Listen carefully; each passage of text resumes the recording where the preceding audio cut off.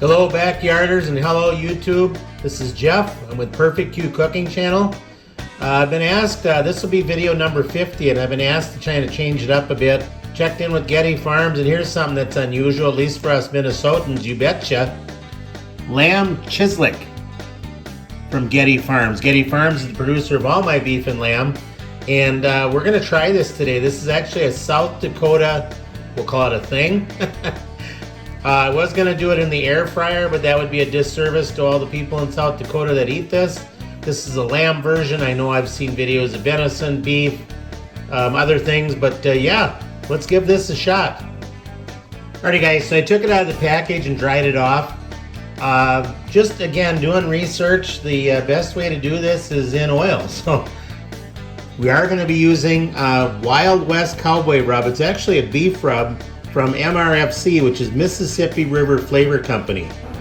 Alrighty, so for this lamb chislic, I just have my grill on that 235, 240.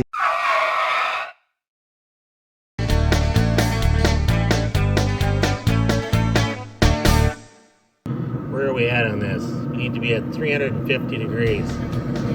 Alright, I'm gonna try one.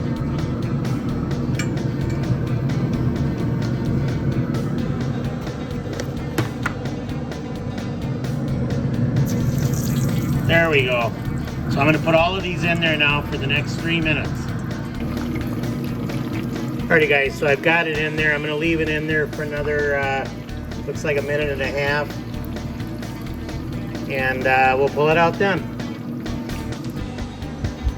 Alrighty guys, since I do have work I'm doing this afternoon outside in the garage, it's 72 degrees and sunny, beautiful out here. Typically this is eaten with, for the research I've done anyway, it's eaten with a toothpick and crackers.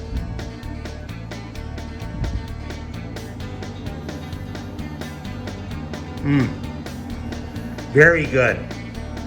Lamb chislic.